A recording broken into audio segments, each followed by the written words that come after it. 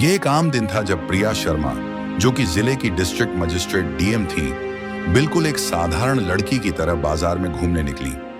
उन्होंने सादे कपड़े पहन रखे थे और कोई नहीं जानता था कि वे कौन हैं।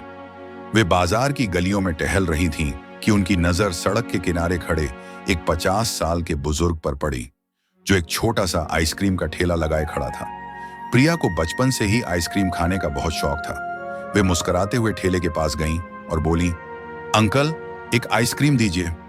बुजुर्ग ने खुशी से फौरन एक आइसक्रीम निकालकर उनके हाथ में थमा दी। प्रिया अभी पहला कौर लेने वाली थी कि अचानक एक मोटरसाइकिल बाजार में आकर रुकी। यह थाने का इंस्पेक्टर रविकांत था। उसने मोटरसाइकिल एक तरफ खड़ी की, हेलमेट उतारा और ठेले वाले से सख्त लहजे में बोला, अरे बूढ़े, जल्दी एक आइसक्रीम निकाल। बुजुर्ग ने घबराते हुए फौरन एक आइसक्रीम निकालकर उसे दे दी।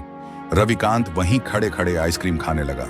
उसकी नजर प्रिया पर पड़ी, जिन्हें वह एक आम लड़की समझ रहा था।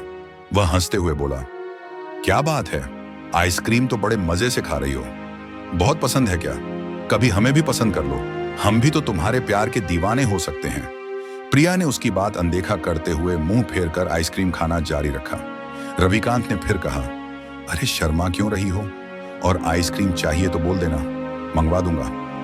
आइसक्रीम खाने के बाद रविकांत बिना पैसे दिए मोटरसाइकिल पर बैठ गया और इंजन स्टार्ट कर लिया। बुजुर्ग ने हिम्मत करके कहा, सर, आइसक्रीम के पैसे तो दीजिए। बस ये सुनते ही रविकांत का चेहरा गुस्से से लाल हो गया। वह चिल्लाया, किस बात के पैसे? ज्यादा होशियारी दिखाई तो तेरा ठेला यहीं फेंक दूंगा। यह कहते हुए उसने गुस्से में बुजुर्ग के गाल पर जोरदार थप्पड़ मार दिया। बुजुर्ग की आंखों में आंसू आ गए, उनके होंठ कांपने लगे, लेकिन वे खामोश रहे। यह सब देखकर प्रिया खुद को न रोक सकी। वे बीच में आई और बोली, इंस्पेक्टर साहब, आपने अंकल पर हाथ क्यों उठाया? आपको किसी गरीब पर हाथ उठाने का कोई हक नहीं। उन्होंने तो बस अपने हक के पैसे मांगे हैं। आपने आइसक्रीम खाई है तो पैसे देना आपका फर्ज है। रविकांत ने घमंड से कहा, तुम बीच में मत बोलो, समझी?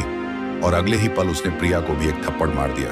प्रिया लड़खड़ाई, लेकिन खुद को संभालते हुए बोली, आप अपनी हद पार कर रहे हैं। इंस्पेक्टर होने का मतलब यह नहीं कि आप गरीबों का हक मारकर खाएं। आप कानून के रखवाले हैं, लेकिन खुद कानून तोड़ रहे हैं। सुधर जाइए, वरना इसका अंजाम भुगतना पड़ेगा। रविकांत और गुस्से में आ गया। उसने प्रिया के गाल पर एक और जोरदार थप्पड़ मारा और गुस्से में आइसक्रीम के ठेले पर लात मार दी। ठेला उलट गया और दर्जनों आइसक्रीम सड़क पर बिखर गई। भीड़ यह सब देख रही थी, लेकिन डर के मारे कोई आगे ना आया। प्रिया का गुस्सा अब उफान पर था, लेकिन वे जानती थी कि कानून को हाथ में लेना उनके पद और सिद्धांतों के खिलाफ है। वे चाहती तो वहीं रविकांत को सबक सिखा सकती थीं, लेकिन उन्होंने खुद को काबू में रखा। सख्त आवाज में उन्होंने कहा, आप कानून के खिलाफ जा रहे हैं। आपने जो किया वह बहुत गलत है। मैं आपके खिलाफ रिपोर्ट दर्ज करवाऊंगी और आपको सस्पेंड करवा कर रहूंगी। आप नहीं जानते कि मैं कौन हूं। यह थप्पड़ आपको बहुत भारी पड़ेगा। रविकांत ने तंज भरी हंसी के साथ कहा, तेरी औकात है कि तू मुझ पर रिपोर्ट दर्ज करवाए? मैं इस थाने का इंस्पेक्टर हूं। चाहूं तो अभी तुझे गिरफ्तार कर सकता हूं। ज्यादा जबान न चला, वरना जेल में चक्की पीसते पीसते जिंदगी गुजर जाएगी। यह कहकर वह मोटरसाइकिल पर बैठा और वहां से निकल गया। इधर बुजुर्ग अंकल कांपते हाथों से बिखरी हुई आइसक्रीम समेट रहे थे। उनकी आंखें लाल थीं और होंठ थरथरा रहे थे। उन्होंने प्रिया से कहा, बेटी, तुमने यह क्यों किया? तुम्हारी वजह से इस इंस्पेक्टर ने तुम्हें भी मारा। वह बहुत दबंग है। कई दिनों से मेरी आइसक्रीम खाता है और पैसे नहीं देता। हम दिन भर मेहनत करते हैं, तब जाकर घर का चूल्हा जलता है। पैसे नहीं मिलेंगे तो हम खाएंगे क्या? प्रिया ने उनकी आंखों में देखते हुए कहा, अंकल, आपके साथ जो हुआ वह बहुत गलत है। मैं इसका बदला लेकर रहूंगी। मैं इस इंस्पेक्टर को सस्पेंड करवाऊंगी, चाहे कुछ भी हो जाए। अंकल ने सिर हिलाया और कहा, नहीं बेटी, तुम नहीं कर सकती। वह थाने का इंस्पेक्टर है। कोई उसके खिलाफ जाता है तो वह उल्टा उसी पर केस कर देता है। तुम घर चली जाओ। प्रिया ने पक्के लहजे में कहा, अंकल, मैं घर तो जा रही हूं, लेकिन इसका मतलब यह नहीं कि वह इंस्पेक्टर बच जाएगा। उसे पता भी नहीं कि मैं कौन हूं, और जब पता चलेगा तब तक बहुत देर हो चुकी होगी। घर पहुंचकर प्रिया कुछ देर सोचती रही। फिर उनके दिमाग में एक ख्याल आया, अगर इंस्पेक्टर का रवैया ऐसा है तो थाने के बाकी कर्मचारियों और एसएचओ का रवैया कैसा होगा? यह जानना जरूरी था ताकि पूरे सिस्टम का सच सामने आ सके। उन्होंने फौरन लाल साड़ी पहनी, अपना चेहरा एक आम महिला की तरह रखा और सरकारी पहचान छिपाकर थाने पहुंच गई। वहां मौजूद सिपाही और अधिकारी नहीं जानते थे कि यह कोई आम महिला नहीं बल्कि जिले की डीएम है। थाने में कदम रखते ही उनकी नजर अंदर बैठे एसएचओ संदीप सिंह पर पड़ी। प्रिया सीधा उनके पास गई और बोली, इंस्पेक्टर रविकांत कहाँ हैं? मुझे उनके खिलाफ रिपोर्ट दर्ज करवानी है। उन्होंने सड़क पर आइसक्रीम बेचने वाले एक बुजुर्ग पर जुल्म किया, उनका ठेला गिराया, पैसे नहीं दिए।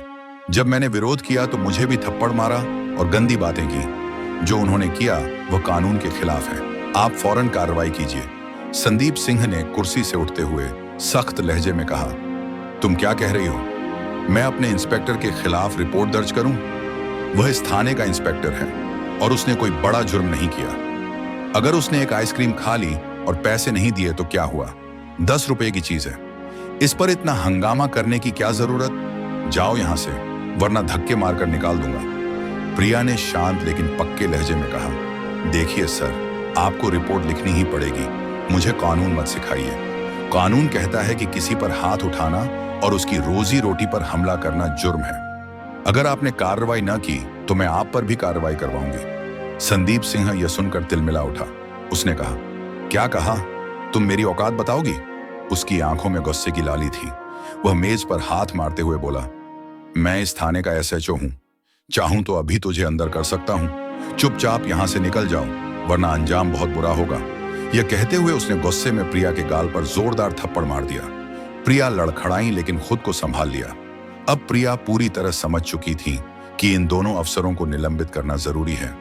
वह दरवाजे की ओर बढ़ी, लेकिन जाते जाते रुकी और पलटकर ठंडी लेकिन सख्त आवाज में बोली, आप लोग नहीं जानते कि मैं आपके साथ क्या कर सकती हूँ। मैं आप दोनों को निलंबित करवा कर रहूंगी। मेरी बात को हल्के में मत लें। यह कहकर वह थाने से बाहर निकल गई।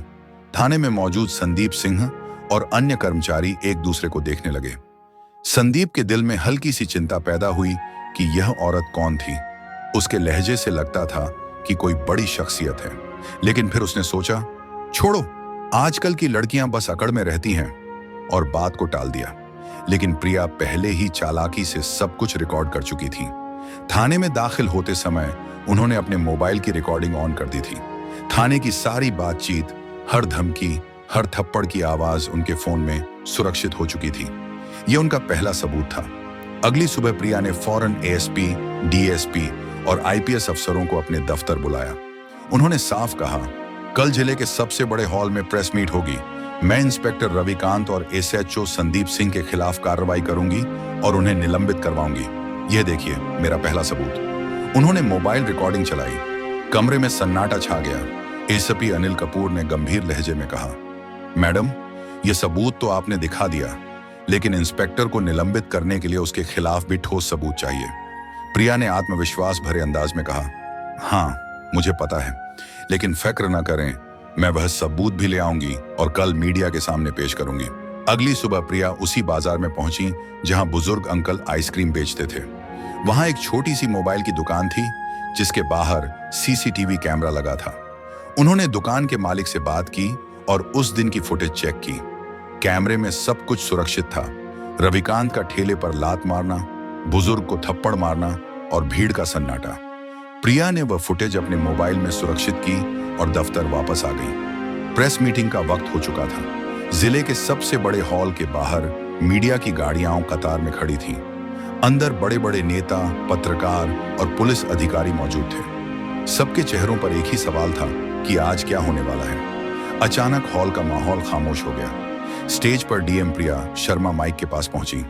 उनकी नजर पूरे हॉल पर घूमी। फिर उन्होंने गहरी आवाज में कहा, आज मैं यहाँ एक सच्चाई उजागर करने आई हूँ और दो ऐसे अधिकारियों का चेहरा बेनकाब करने जो कानून के रखवाले बनकर कानून का मजाक उड़ा रहे हैं। हॉल में कैमरों के फ्लैश चमकने लगे। प्रिया ने कहा, हम सब मानते हैं कि पुलिस जनता की सुरक्षा के लिए है, लेकिन जब यही पुलिस जनता को डराने लगे, उनके अधिकार छीनने लगे, तो यह न केवल शर्म की बात है बल्कि जुर्म है। उन्होंने पीछे लगी बड़ी स्क्रीन की तरफ इशारा किया। एक टेक्नीशियन ने लैपटॉप से वीडियो जोड़ी। वीडियो शुरू होते ही हॉल में सन्नाटा छा गया। रिकॉर्डिंग में थाने की बातचीत सुनाई दे रही थी। संदीप सिंह की घमंडी आवाज गूंजी, मैं अपने इंस्पेक्टर के खिलाफ रिपोर्ट दर्ज करूं? तेरी इतनी औकात है? निकल यहां से। वरना धक्के मारकर निकाल दूंगा। फिर थप्पड़ की जोरदार आवाज गूंजी। हॉल में मौजूद लोग चौंक गए। रिकॉर्डिंग साफ थी, हर धमकी, हर बदतमीजी, सब कुछ सुरक्षित था। प्रिया ने कहा, ये हैं हमारे एसएचओ संदीप सिंह, जो कानून की रक्षा की कसम खाकर उसे जूतों तले रौंद रहे हैं। फिर उन्होंने दूसरी वीडियो चलाई, जो बाजार की फुटेज थी। उसमें रविकांत बुजुर्ग के ठेले के पास खड़ा था। उसने आइसक्रीम ली, पैसे नहीं दिए, बुजुर्ग को थप्पड़ मारा और फिर ठेले पर लात मार दी। सड़क पर आइसक्रीम बिखर गई। बुजुर्ग घुटनों के बल बैठकर उन्हें समेटने लगे। ये नजारा देखकर हॉल में मौजूद कई लोग खुद को न रोक सके। कुछ की आंखों में गुस्सा था, कुछ की आंखें नम हो गईं। प्रिया ने कहा, यह है इंस्पेक्टर रविकांत। उनकी वर्दी का मतलब जनता की सेवा नहीं, बल्कि उनका शोषण है। यह वे लोग हैं जो अपने पद का इस्तेमाल गरीबों को डराने और उनका हक मारने के लिए करते हैं। उनके ये शब्द सुनकर सामने की कतार में बैठे कुछ सीनियर पुलिस अधिकारी बेचैन हो उठे।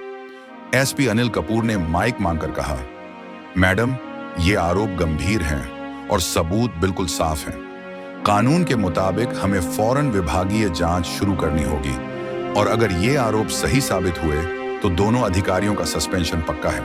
प्रिया ने फौरन जवाब दिया, एसपी साहब, सबूत साफ हैं और कानून की किताब भी साफ कहती है कि धारा 166A के तहत कोई भी सरकारी कर्मचारी अगर अपने अधिकारों का गलत इस्तेमाल करे तो यह सजा योग्य जुर्म है। इसके अलावा धारा 323 मारपीट, धारा 504 जानबूझकर अपमान और धारा 506 धमकी भी इन दोनों पर लागू होती हैं। हॉल में मौजूद पत्रकार तेजी से नोट्स लेने लगे। प्रिया ने एक कागज उठाया और कहा, यह मेरा सरकारी आदेश है। विभागीय जांच शुरू होने तक एसएचओ संदीप सिंह और इंस्पेक्टर रविकांत को तत्काल प्रभाव से सस्पेंड किया जाता है। साथ ही आज ही इन दोनों के खिलाफ एफआईआर दर्ज होगी। उनकी आवाज में इतनी पक्की थी कि हॉल में बैठे दोनों मुलजिम अधिकारियों के चेहरे पीले पड़ गए। एक एएसपी ने अपने मातहत को इशारा किया। दो पुलिस कर्मचारियों ने आगे बढ़कर रविकांत और संदीप सिंह को खड़े होने को कहा। रविकांत ने धीमी आवाज में कहा, मैडम, 1 मिनट, हमसे गलती हो गई। लेकिन प्रिया ने बीच में रोककर कहा, गलती तब होती है जब अनजाने में कुछ गलत हो जाए, लेकिन आप लोगों ने जानबूझकर गरीब का हक मारा, कानून तोड़ा और फिर उसे धमकाया। ये गलती नहीं, जुर्म है। जैसे ही दोनों अधिकारियों को पुलिस बाहर ले गई, हॉल में मौजूद पत्रकार उनके पीछे भागे। कैमरे चमकने लगे और सवालों की बौछार शुरू हो गई। रविकांत, क्या आप मानते हैं कि आपने गरीब का शोषण किया? संदीप सिंह, अब आप क्या कहेंगे? दोनों ने सिर झुका लिए और कोई जवाब न दिया। प्रिया ने माइक से आखिरी बात कही, यह मामला सिर्फ 2 अधिकारियों का नहीं, ये एक संदेश है कि इस जिले में कानून सबसे ऊपर है। चाहे वह डीएम हो, एसपी हो, एसएचओ हो या इंस्पेक्टर, अगर कानून तोड़ेगा तो सजा मिलेगी। अगले दिन जिला पुलिस हेडक्वार्टर में एक विशेष टीम बनाई गई। विभागीय जांच के लिए पुलिस सुपरिंटेंडेंट की अगुवाई में एक टीम ने दोनों अधिकारियों के खिलाफ गवाहों के बयान ली। आइसक्रीम वाले अंकल ने अपने बयान में सब कुछ तफसील से बताया। एफआईआर अलग थाने में धारा 166A, 323, 504 और 606 के तहत दर्ज हुई। राज्य पुलिस हेडक्वार्टर से आदेश आया कि जांच पूरी होने तक दोनों को सस्पेंड रखा जाएगा और वे किसी भी पुलिस ड्यूटी में शामिल नहीं होंगे। कुछ दिन बाद प्रिया खुद बाजार में बुजुर्ग के ठेले पर गईं। अंकल ने उन्हें देखते ही हाथ जोड़ लिया और कहा, बेटी, भगवान तुम्हें खुश रखे, तुम्हारी वजह से हमें इंसाफ मिला। प्रिया ने मुस्कुराते हुए कहा, अंकल, ये मेरा फर्ज था। अब आपका ठेला कोई नहीं गिरा सकता और अगर कोई कोशिश करेगा तो वह सीधे जेल जाएगा।